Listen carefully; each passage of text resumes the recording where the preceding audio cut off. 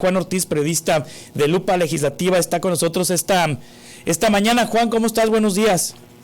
Hola, buenos días, ¿qué tal? Muchas gracias por la invitación. ¿Ya van cuántas tómbolas? La tómbola de la semana pasada para lo del Poder Judicial, Comité de Evaluación del Poder Judicial, van como 3 del Poder Legislativo y tres del Poder Legislativo y una del Poder Ejecutivo para la reforma judicial. ¿Cómo van las candidaturas, Juan?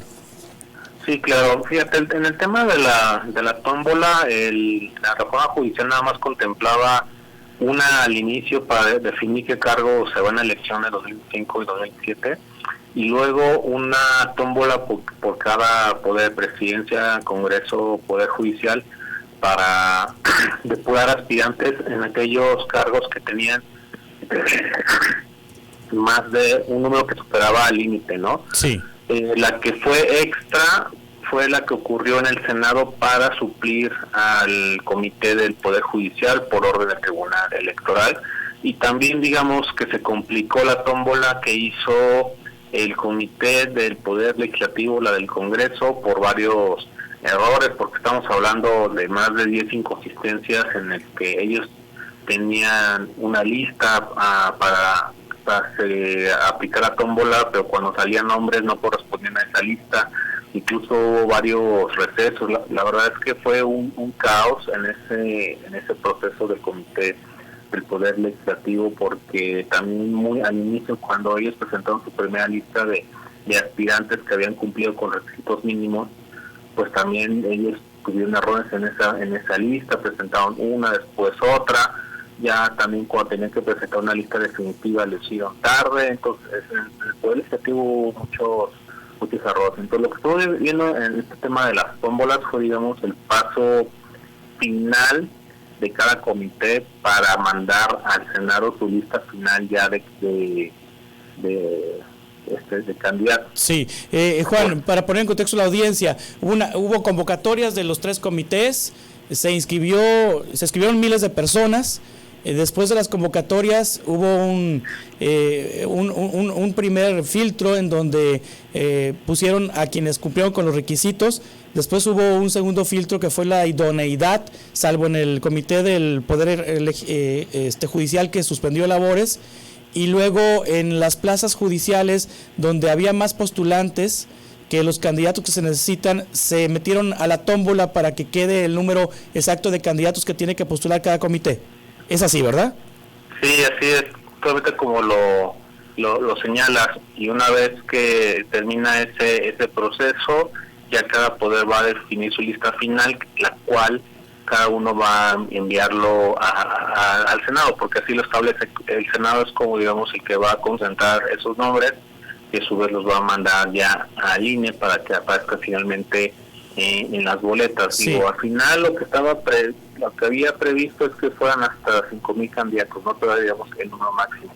Van a ser menos porque hubo, sobre todo en el Poder Judicial, muy pocos aspirantes para cubrir todas las plazas judiciales. También ocurrió, pero en menor cantidad, en el Poder Legislativo y en el Poder Ejecutivo, en presidencia, perdón. Entonces vamos a tener una menor cantidad, pero eso lo vamos a saber ya cuando manden ellos las listas finales en los próximos días. Y ellos tienen un límite para enviarlo al Senado, lo tienen hasta el 7 de febrero. Sí. Y del Senado al INE, el límite es hasta el 12 de febrero. Sí, Juan, ¿el Senado tiene derecho de veto de los nombres que manden los comités de evaluación? No, ninguno. Digamos que el veto lo tiene ahorita en estos momentos cada poder. Sí. Para que porque esas listas tienen que ser aprobadas tanto, creo que lo va a ser en el Senado, lo que corresponde al Poder Judicial y lo que corresponde al Poder Legislativo por ese tema de la decisión del tribunal, y también lo tiene que validar la presidencia. En ese momento es donde se aplicaría posible veto, pero ya cuando lo manden al Senado, ya no es posible hacer correcciones. Sí, ¿qué nombres han salido, Juan Ortiz, periodista de Lupa Legislativa? ¿Qué nombres han salido conocidos en las listas de los comités de evaluación del Poder Judicial, Legislativo y Ejecutivo para ministros de la Suprema Corte de Justicia de la Nación?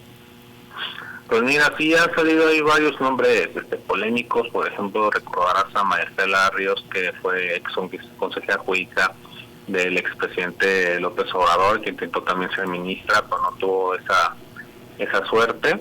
Han salido nombres como el consejero jurídico de Samuel García. También ha salido mucha polémica porque varias personas que estuvieron en la ponencia de Arturo Saldívar, son alrededor de 5 personas, pues también aparecieron en esas listas.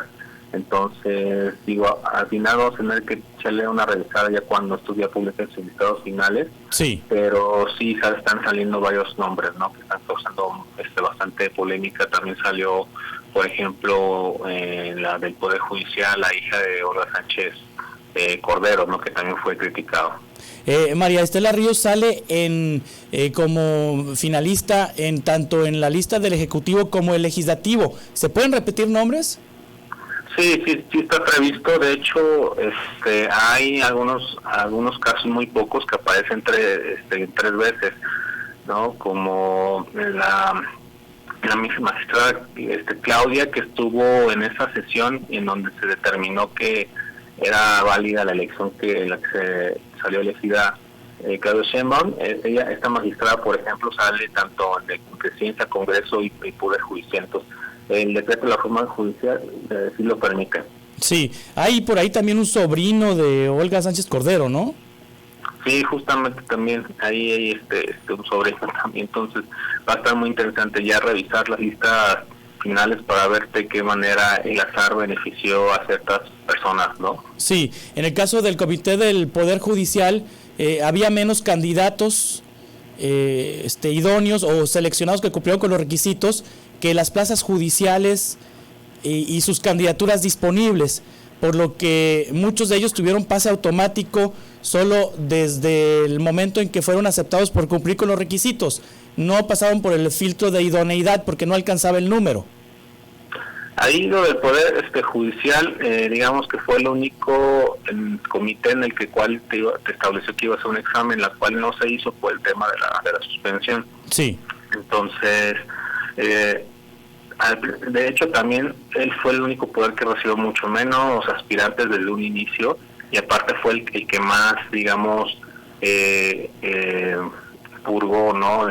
Dejó menos personas en los filtros, y eso pues en las reglas que están escritas, si tú en una plaza pues nada más tienes a una sola persona, pues ese va a tener pase automático. Y lo que también causó un poco de polémica y crítica por parte del oficialismo es de que las mujeres tuvieron este pase directo, pero digamos que por ese fenómeno, ¿no? Pocas personas registradas y de eso muy pocas mujeres. Entonces las mujeres tuvieron ese pase automático, pero está previsto porque si tú no tienes con qué competir, pues realmente no tiene caso que se haya un filtro. Sí, entonces nos recuerdas, Juan, las fechas clave. El 7 de febrero los comités tienen que entregar los nombres a los titulares de los poderes, de estos poderes, ¿no? A la presidenta y al Senado.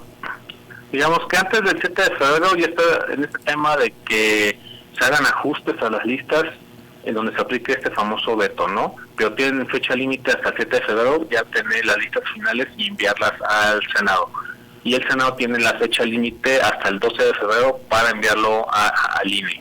Sí, el 12 de febrero y posteriormente el INE publicará los nombres, ya me imagino, de cada candidatura judicial y los candidatos para ya revisar pues cada juzgado, cada tribunal colegiado, cada posición del Tribunal Electoral, del Tribunal de Justicia, el Tribunal de Disciplina Judicial y el de la Suprema Corte de Justicia de la Nación.